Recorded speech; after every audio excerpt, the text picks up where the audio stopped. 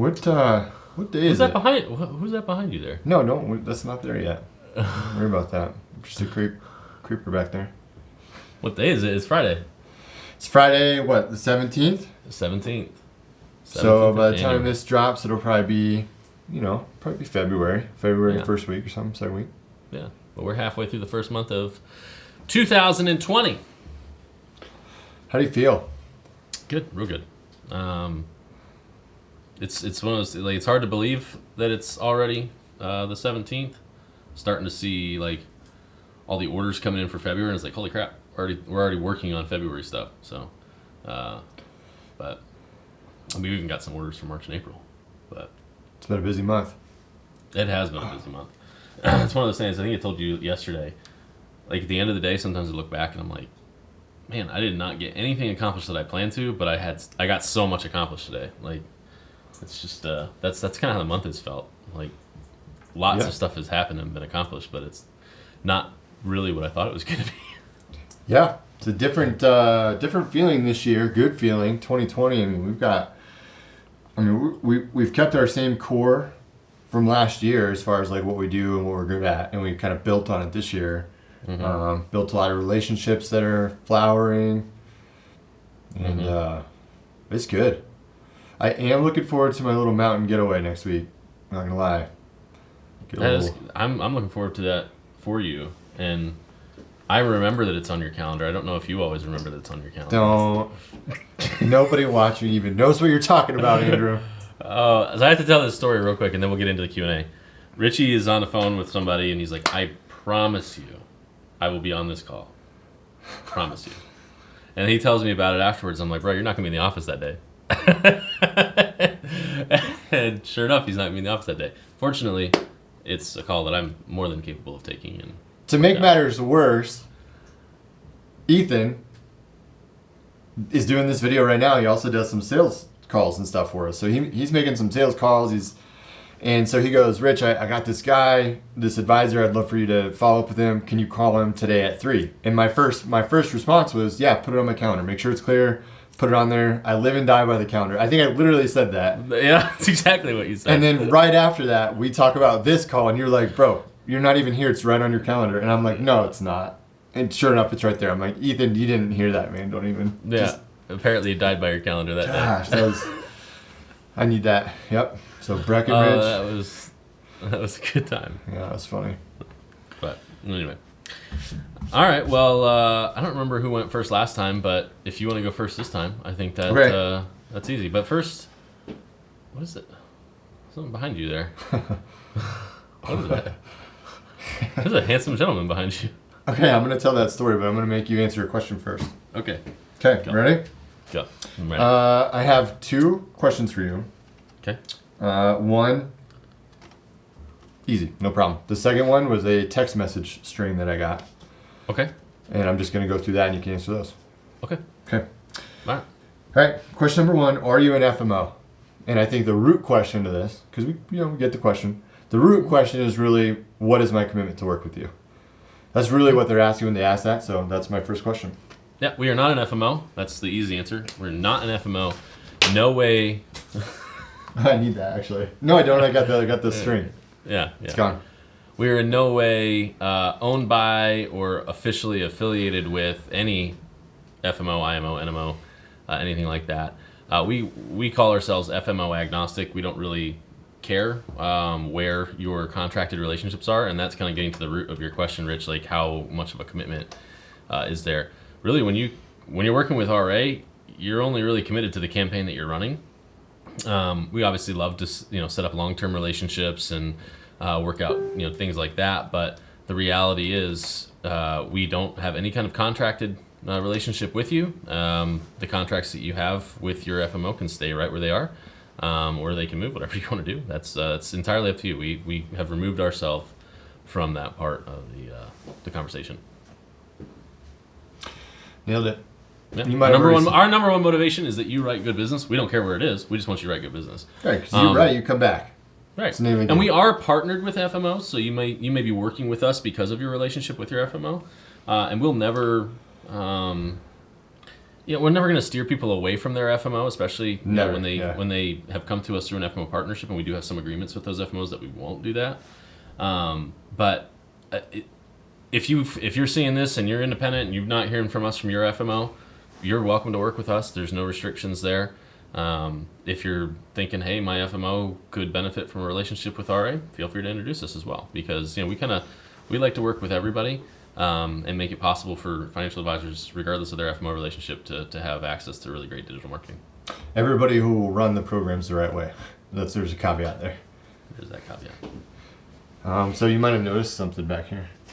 I do notice it, and the reason I notice it is because on these cameras there's facial recognition, and so like if it sometimes grabs that, and like Richie's out of focus, and I'm like, bro, you're all fuzzy. Is it doing it?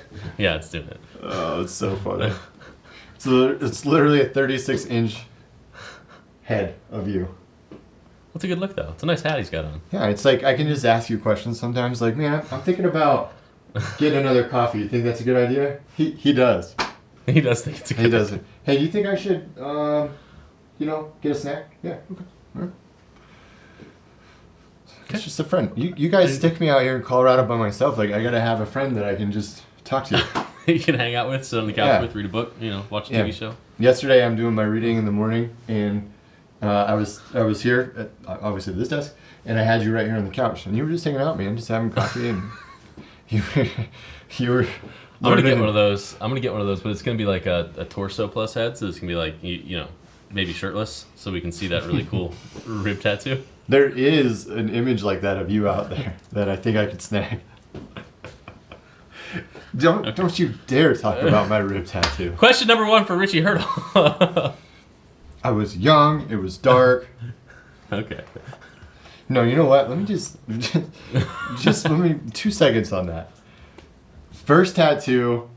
I'm 21. I'm in the Air Force, and I had this guy who was in the Air Force also. I think he was a senior airman. I was a A1C, so a 2-striper. He was a 3-striper, and he was getting out. And he was a good guy, like, listen, great guy, just nice guy, but not built for the military. Just kind of a shaggy dude, didn't really, like, have a nice, clean uniform, all that kind of stuff.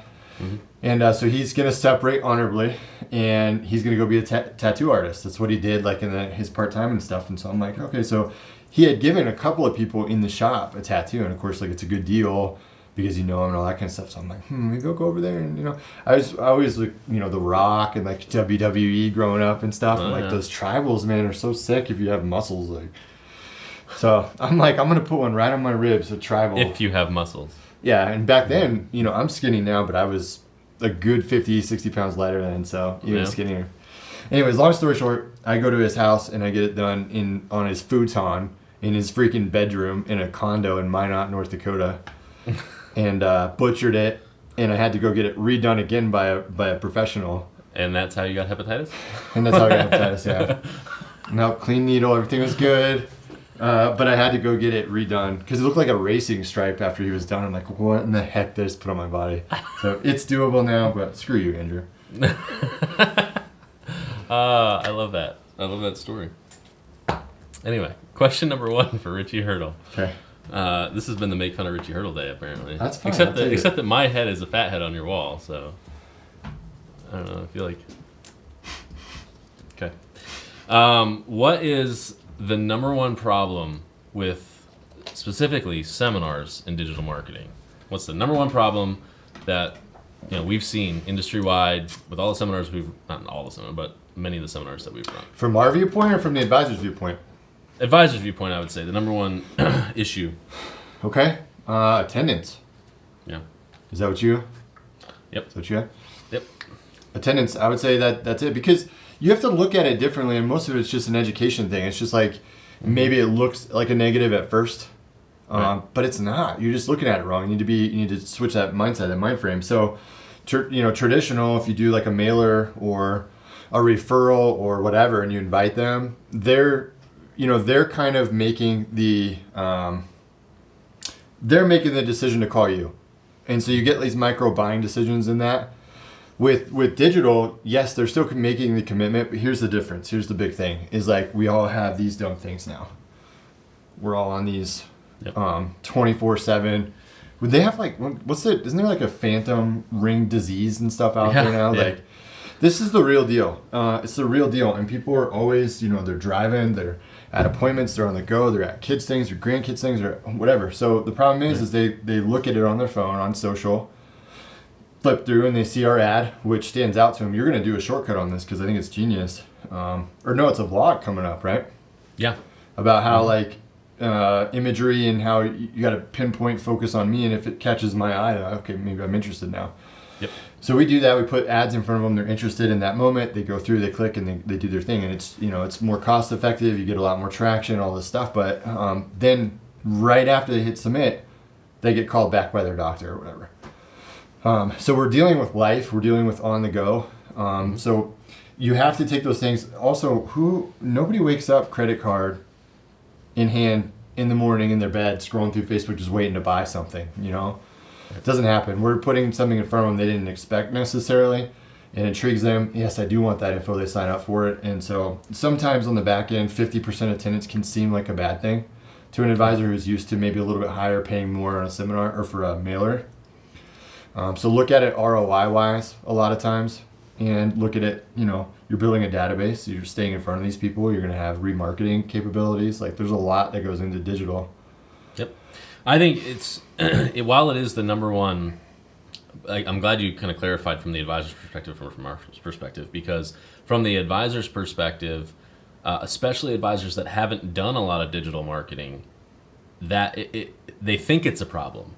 I think my response to that is it's actually not a problem, because we've learned how to make up for it, essentially. Yeah. Because we just know going into it, hey, probably 45 to 50% of these people are just not going to come. So what do we got to do to make up for that? And we make up for it. And are there things that we can do to mitigate that? Because like Richie said, the reason isn't that people are jerks. I mean, some people are jerks, but that's not the primary reason people don't come. The primary reason people don't come is life gets in the way. They registered for this thing at, right after they got home from work, and then they ate dinner, and they forgot to talk to their spouse about it, and suddenly it's 2 days later, and they're going through their emails, and they're like, oh yeah, that's that thing. Shoot, I forgot. We've got little Johnny's basketball game that night. It's not that they aren't interested. It's not that they don't want to come. It's that they were impulsive and they registered. And what can we do to fix that? Well, there's a couple of things. First of all, we've heard us talk about it. We preach this. Make those high-touch confirmation calls as soon as those registrations come in, because if you make that personal connection with them, A, you're going to find out if they've overbooked themselves, and you're going to be able to kind of clean up your roster. And B, you're going to, again, establish that personal connection. They're more likely to attend. There are some follow-up emails that we send out. We've integrated a new follow-up email that I think has really, really been helpful as a part of the sequence. That's basically kind of a personalized message. Humanizes it, yeah. Yeah, it kind of humanizes the experience.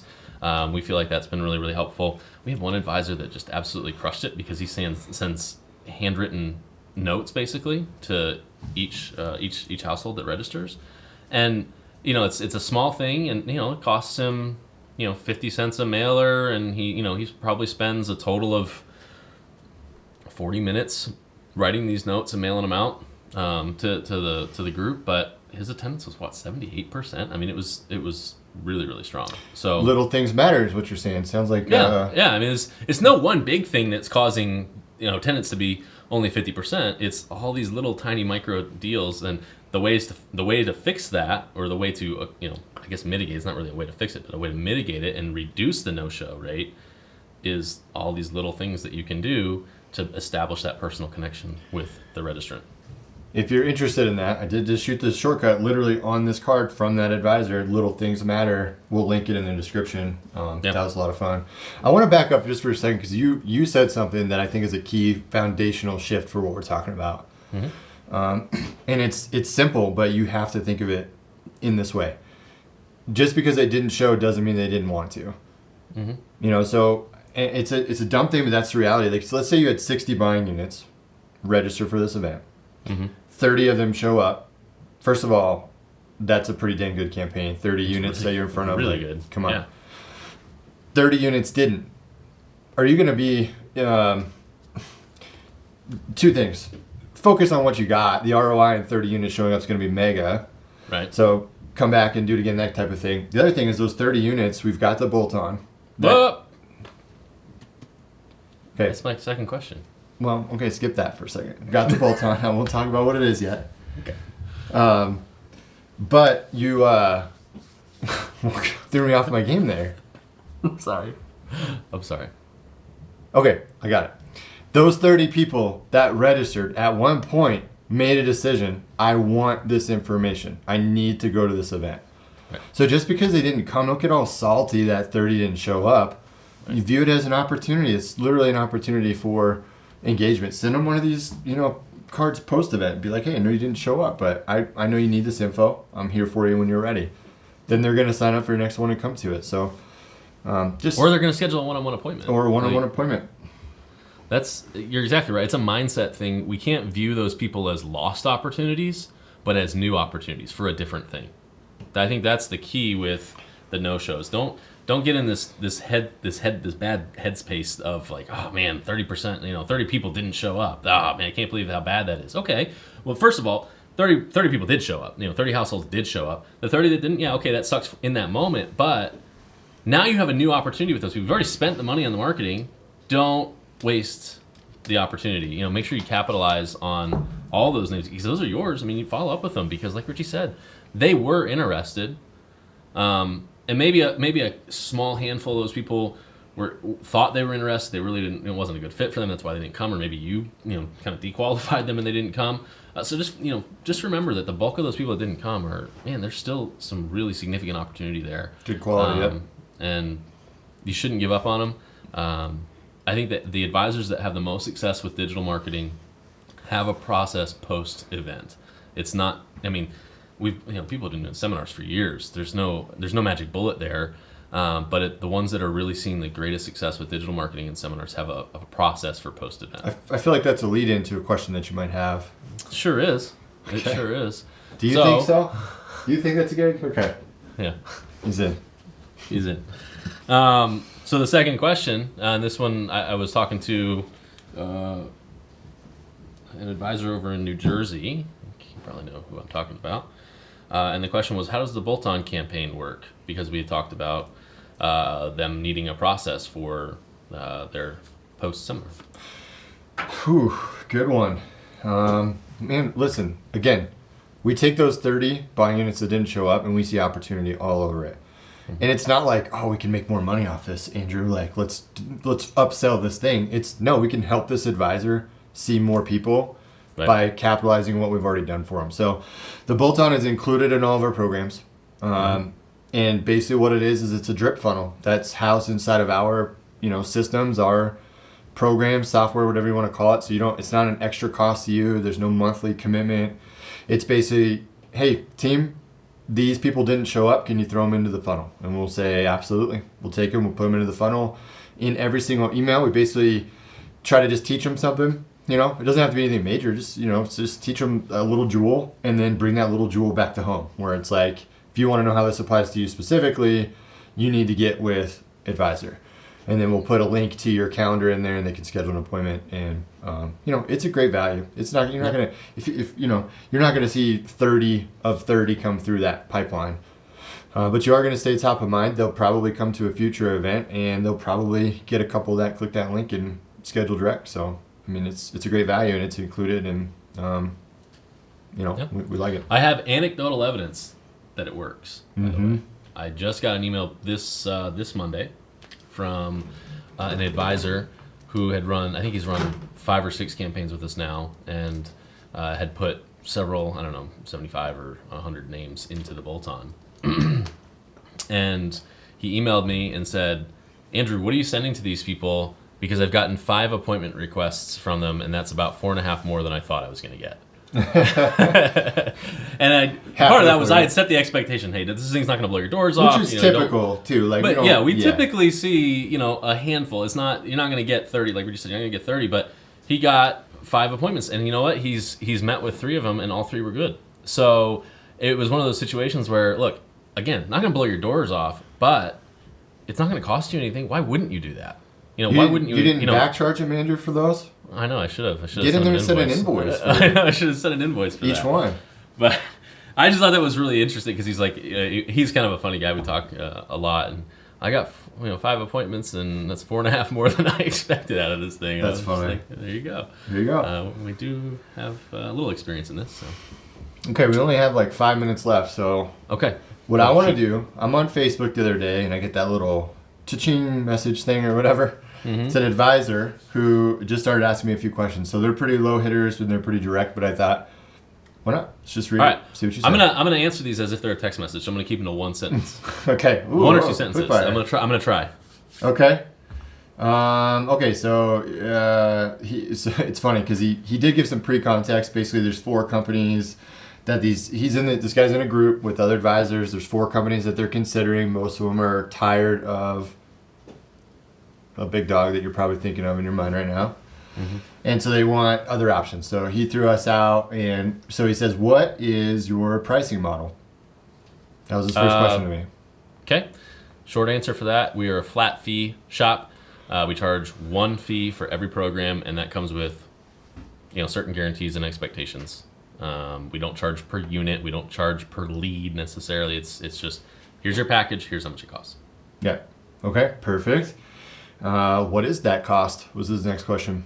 Oof, well, that's a loaded question. That's what I said. That's literally what I said. I gave him a range, but I was like, depends. The way I would answer that in a text message string is, well, it ranges. It depends on the message and the program type, but the costs we have range. I think our least expensive program is $1,500. Our most expensive program is $7,000. Yep, that's exactly what I told him. I said our most popular is going to be right in the middle. Yeah, most popular. I mean, I'd say our 2 most popular programs still, and there's a good reason for this. Social Security 2-night seminars and 2-night dinner seminars for retirement planning, and that's $4,000 or $5,000, I think, right in that range. Random question, because I just looked over and saw our project board. The advisor who got like 18 or whatever, 20 units or whatever it was yesterday, is that a dinner? 28 units, you mean? 28? Yeah, that was a dinner. It's a dinner? Okay. Well, that makes sense. That's funny. 28. So we always start on a Thursday morning. Like, that's just a random. So Fridays are kind of fun because you come in, like, where's everybody at? Take bets, on the team or whatever. And this dude, 28. Yeah, that popped off. That was good. Yeah. Okay, so then the next question was, how many households do you guarantee? Okay. That's like, and again, I want to make sure we couch the answer to this carefully. So if I was saying it as a text message, I'd say for our 1-night seminars, we guarantee 20 households will register, and for a 2-night, we guarantee 40 households will register. But, and then I would send this as a second text message in all caps. But, that's exactly what I did. And then I would send a third text message that would say, those are just the minimum guarantees. Internally, we have goals. Typically, what we're seeing is anywhere from 40 to 50% more than the guarantee, which is, for a 1-night, we're seeing, 27 to 35, so it's somewhere in there, usually right around 30. For a 2-night, it's, 50 to 65, usually right in the middle, about 60. That's typically what we see. Our guarantees are 20 and 40. If we don't hit those, then there's some money coming back to you or some credit going forward to another campaign. But our average, what we see, probably 30 buying units will register, and that's buying units, not people. Buying units. That's it could be 45 people, but it's buying units. That's individual households for a 1-night, and then 55, 60 on a 2. Okay. So you already did it. But his next question, because I didn't clarify and I should have, I told him basically what I told him was what's guaranteed and then what the expectation is. Mm-hmm. He came back and said, so you guarantee that 40 will show over 2 nights? No. That was his follow-up. So you already pretty much hit it. But yeah, no, that's... we talked about this earlier, actually, with the attendance being the number one kind of issue that advisors see with digital marketing. Attendance on average in our campaigns is, I think we looked at it as 55%. If we be conservative and just say, call it easy, 50%. So if we see 30 buying units registered, if you follow best practices and you're making confirmation calls, you should see on average probably 15 to 17 households in attendance. On a 2-night, kind of basically double the numbers. Effectively, you're going to see probably 12 to 15 per night on average. Again, if you follow best practices, you're making confirmation calls, and there's not horrible weather or a major sporting event on TV or whatever. So there's all those things that we guarantee, and I always want to clarify, we guarantee what we can control, and unfortunately we can't control how the confirmation process is handled at your office. So that is has such a huge impact on the attendance that we don't guarantee it, quite frankly. We'll give you our advice. We've got training for it. We're going to help you out as much as we can. We're actually testing something new, which I hope, if that works out, guys, it's going to be huge, and we're super pumped about it. But I'm not gonna spoil it. But can I just say something based on what you just said? Based on because we know we're numbers guys. We've got systems we're always diving in there looking at stats and where we were at last year, this year, our goals, whatever. Actually, Monday we're going to do our our goal meeting, and we've got that outlined. So it's just fresh on my mind. But with what you just said, if you go by our average of what I'm looking at right now from last year, average cost, average attendance, we're talking about your average buying unit attendee is less than $150 each, less than 200 for sure. Even if you do a terrible job on those calls, because you say you're going to make them and then you don't make them. And that's across all campaign types too. That's not just Social Security. That's not just retirement income planning. That's all campaign types. So, and we did a lot of retirement income planning stuff last year. I mean, a ton. I would almost say those are, well, maybe not. I almost want to say those are cheaper. Maybe not though. They're higher attendance. So sometimes because it probably evens out or is close to it. Yeah, you run a Social Security post income seminar. You're going to come in at the 50% attendance. You just are. It's going to be hopefully a little bit better. Sometimes we get man, I had 65%. Cool. But it's going to be 50, 55. If you do a dinner, though, it's not uncommon that we get into the 70s. Right. What was that? 60. Well, I think it was 62%. We've had 72, 74. It's all over. So it's a little bit higher. So maybe it's even cheaper. But yeah, could be. That's a buying unit, not a person, which everybody else charges by people, and I still don't ever get that. I'm never going to be a believer of calling you and Crystal, your wife, two people. That's not two, that's one unit. You guys are a unit. Right, yeah, we can't, and I guess in some cases people have split finances and they can make separate decisions, and that's fine. Yeah. But I err on the side of conservatism when it comes to... Exactly right. If that happens, that's bonus. Those numbers. That's a bonus. You potentially get 2 sales there, but we treat it as if that's one household is one sales opportunity. And I think what it does is kind of gives us some validity in when we're saying our numbers. So we're not inflating what we're getting for you. We're just telling you like it is. Yep. Well, what should they do? What should they buy? What should they buy? Well, it's mid-January. It's one of the best times of the year we've seen. Marketing-wise, it's been fantastic. Attendance is up. Registrations are up. Everything is up. So I think there's a lot of things impacting all that. The new Secure Act, just the election year, all that stuff, the stuff that's happening on a geopolitical level, like what's going to happen with my retirement. There's a lot of questions out there. So what you should do right now is if you're not doing seminar marketing, you should do seminar marketing. Get some stuff on the calendar. Historically speaking, the best time to market is the spring and the fall. And we're coming up in the spring. Start planning your spring marketing because it's going to be here before you know it. The days are already getting longer. It's only mid-January. So what you should follow this channel. There should be a button. That's the free thing. So the buy thing, run seminars. If you want to write good business this year, run seminars. Yeah, the free absolutely. thing, subscribe. Subscribe. Yeah, subscribe to this channel. Go to our website. Like us on Facebook. We're gonna have content like this pretty much weekly, and we've been pretty consistent with it, and we're gonna keep with it because I like it. I think it's been good, and solid. There's some great value here. Maybe a discount for subscribers. Oh, I know. If you can show us that you're subscribed to our YouTube channel, straight up, show it to me, prove it to me, I'll give you a discount. No question. I'm not gonna tell you what that discount is because I gotta get that cleared with the big man right there. But the guy over Richie's shoulder has to make the decision on that stuff. Are you good with that? Okay. That. He's saying okay. I don't know. He's excited. Seems excited. He's good with that. Well, I'll give you a discount for sure, and we'll. Richie, what is that discount gonna be? I'll put you on the spot. Don't put me on the spot. I'll say no. So talk to Andrew. It'll be a good one.